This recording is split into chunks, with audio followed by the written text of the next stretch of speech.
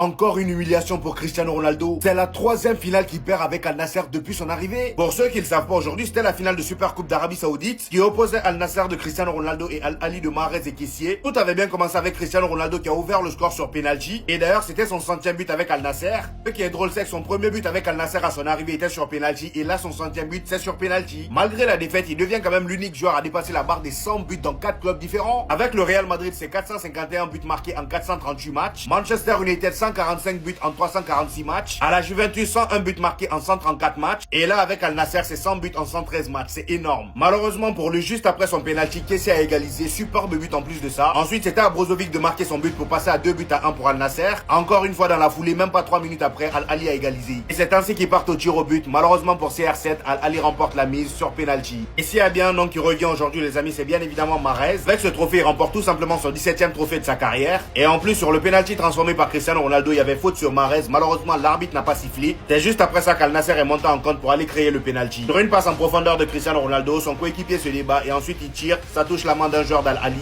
Penalty.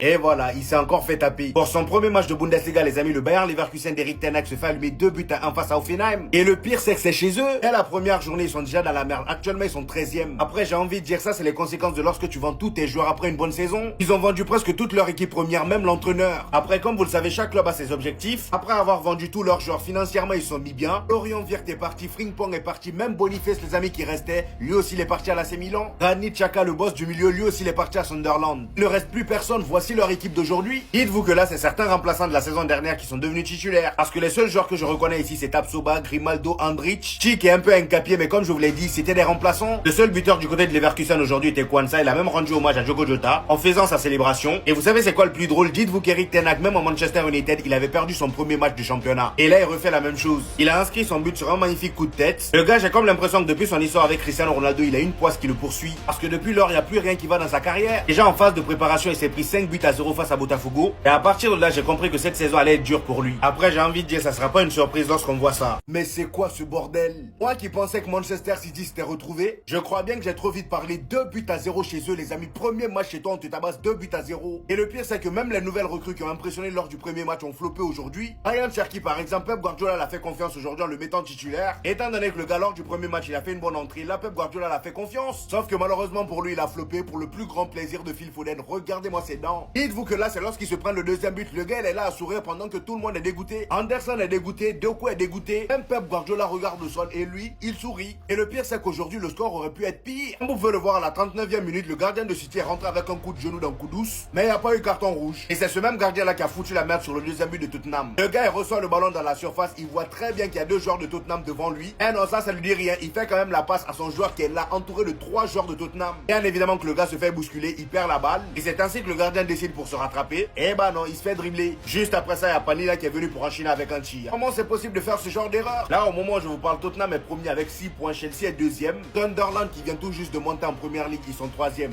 Bon, après, ils ont joué qu'un seul match aussi. Attention à Tottenham cette saison, Tottenham et Chelsea.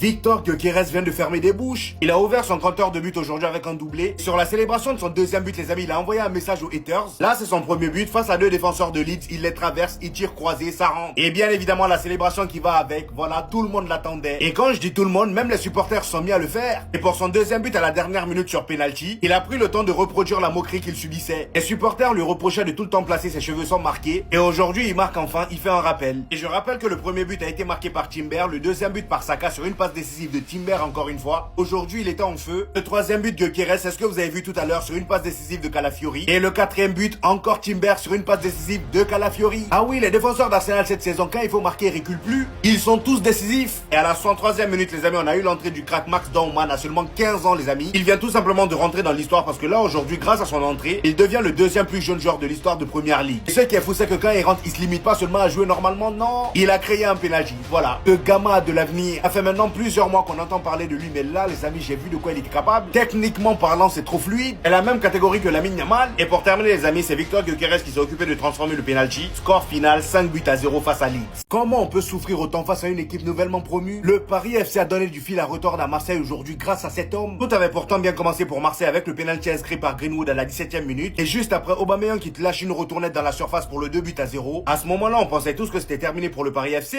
Ça, c'était sans compter sur ce crack Ilan Kebal. Le pire, pire, c'est que c'est un Marseillais, il est né à Marseille. Techniquement parlant, il n'y a rien à dire. C'est le genre de numéro 10 qu'on aime. Petit numéro 10, technique et gaucher, avec une vision de jeu à couper le souffle. Juste après avoir marqué le premier but pour revenir à 2-1. Sur une incroyable action du Paris FC, le gars récupère le ballon au milieu. Et tout là-haut, on a Moses Simon qui déclenche un appel dans le dos de la défense. Bien évidemment, Kylian Kebal l'a vu, il lâche la passe directement. Moses Simon arrive au niveau de la balle et il enchaîne directement avec un tir. Le gardien n'a même pas eu le temps de réfléchir. Et ça faisait 2 buts partout, les amis. On ne pourra pas dire que le Paris FC s'est pas battu. Malheureusement pour eux, les amis, il y a Bilal Nadir qui est rentré du côté de Marseille. Et le jeu était plié. Le gars rentre à la 63e minute. À la 113e minute, il fait une passe décisive. Passe décisive pour le 3e but de Marseille et doublé de Aubameyang. Et à la 81e minute, il s'occupe de la passe décisive pour Hochberg. Hochberg qui a d'ailleurs inscrit un magnifique but. Et juste après ça, les amis, à la 84e minute, il y a Vaz qui crée un penalty. Vaz aussi qui est rentré en jeu. Très belle rentrée d'ailleurs. Malheureusement, Greenwood rate son penalty. Et vous inquiétez pas, il fallait que Robinho Vaz marque aussi son but. À la dernière seconde, les amis, il a mis un coup de pétard dans la balle. 5-2.